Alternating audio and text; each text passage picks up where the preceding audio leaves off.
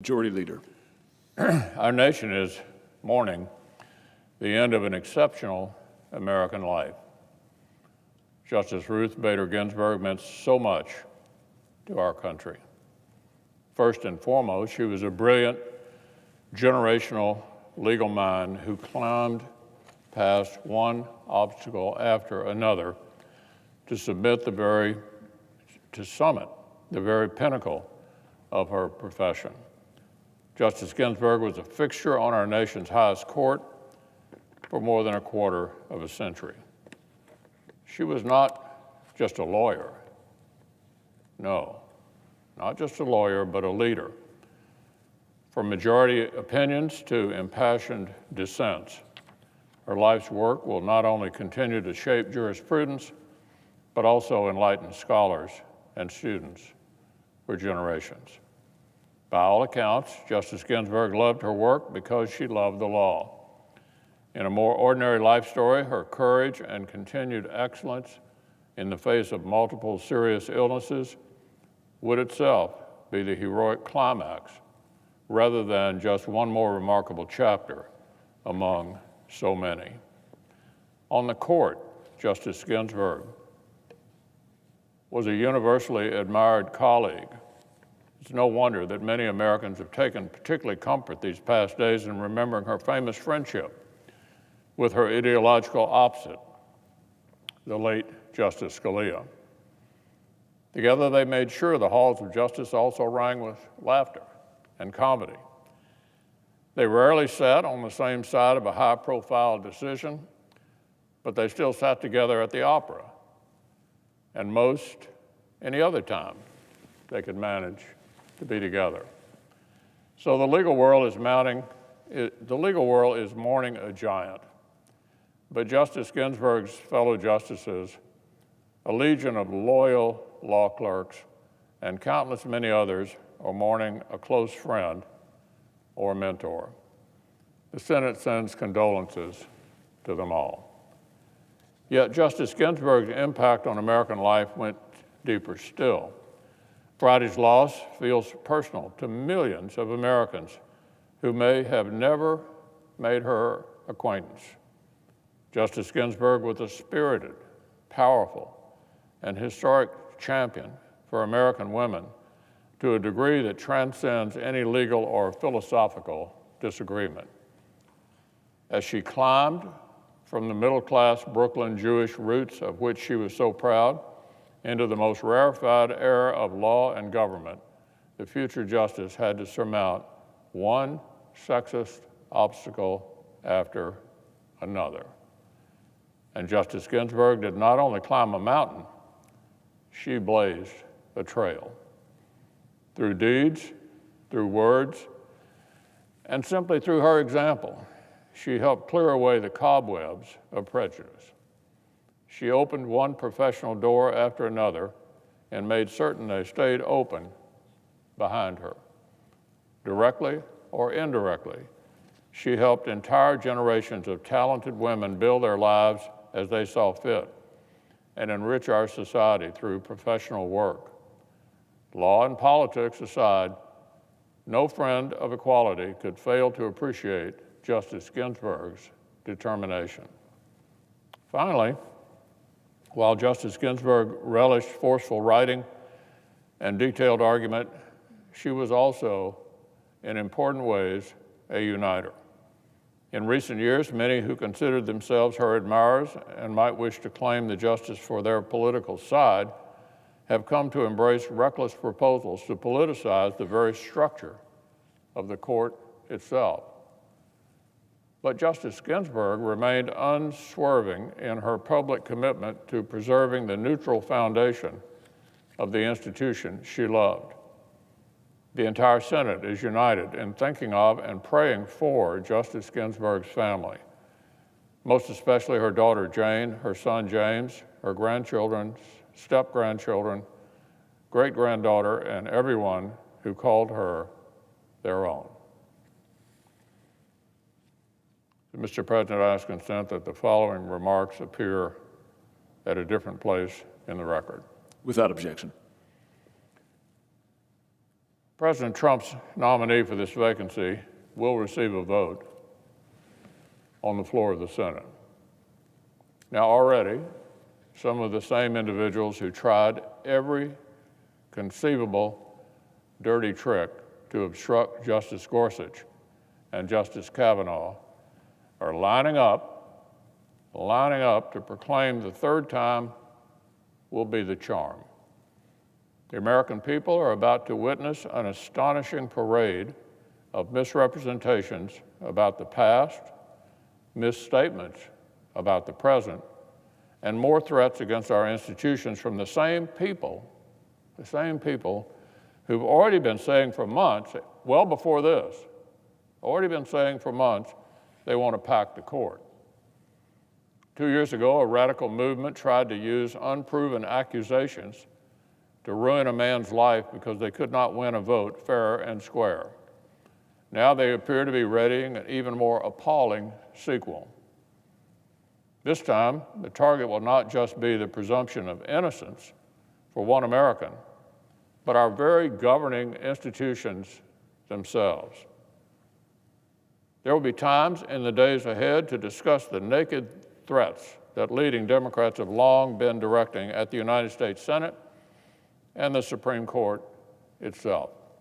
These threats have grown louder, but they predate this vacancy by many months. There'll be time to discuss why senators who appear on the steps of the Supreme Court and personally threaten associate justices if they do not rule a certain way are ill-equipped to give lectures on civics. But today, let's dispense with a few of the factual misrepresentations right at the outset. We're already hearing incorrect claims that there is not sufficient time to examine and confirm a nominee. We can debunk this myth in about 30 seconds.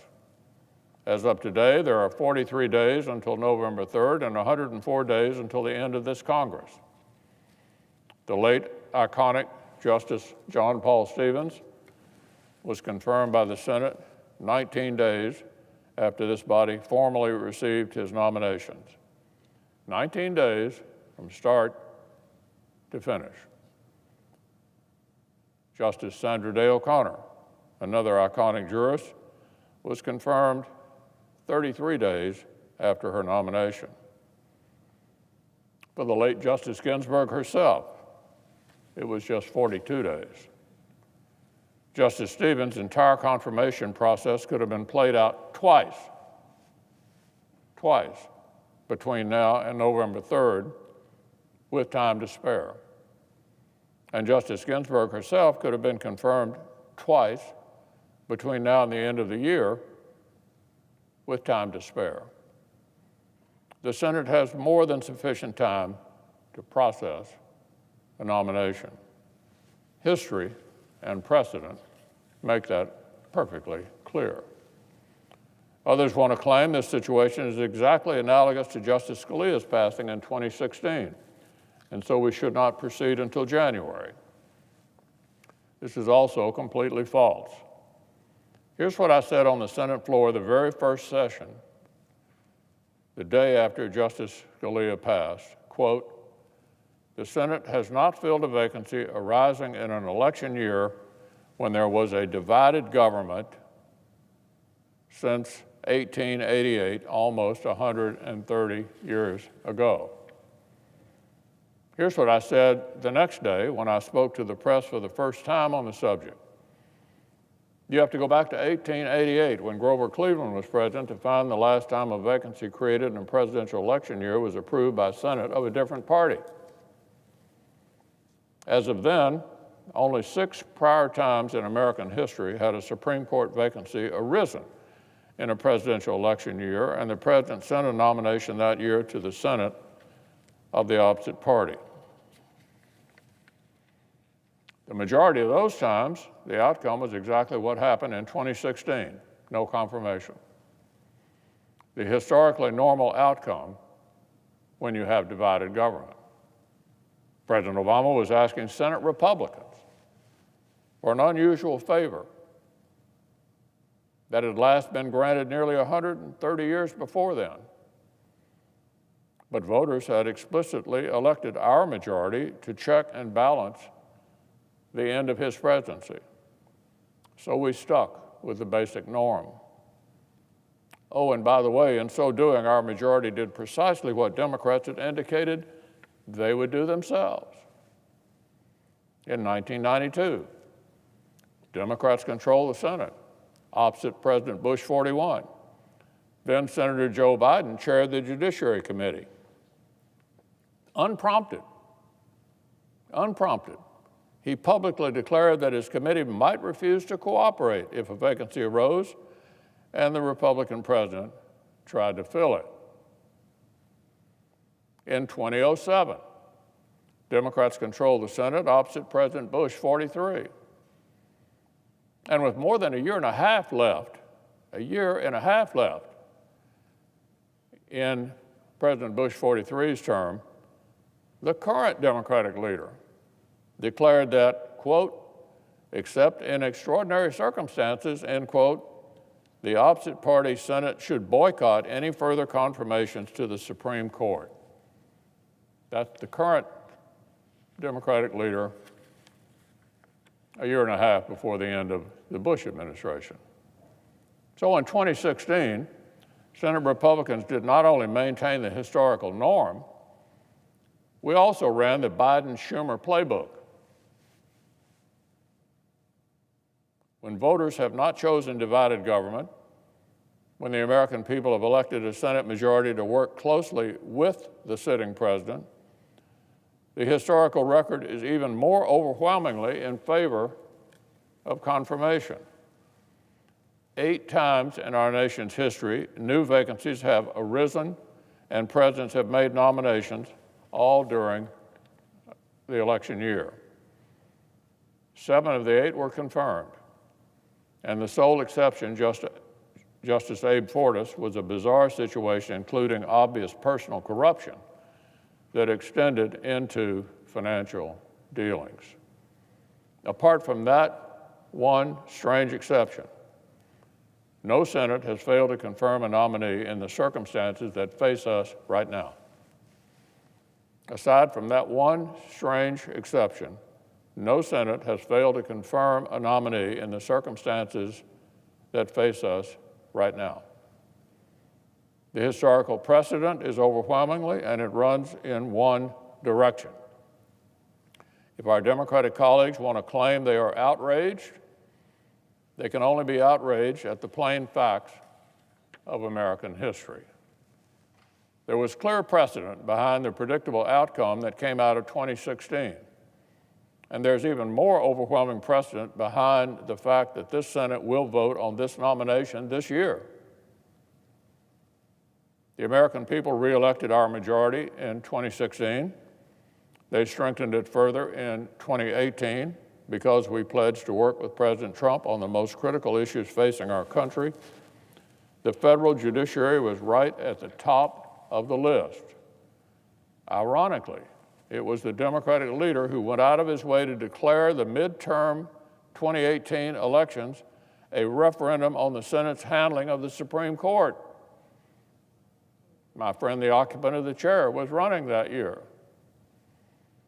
The Democratic leader went out of his way to declare the 2018 midterms a referendum on the Senate's handling of the Supreme Court.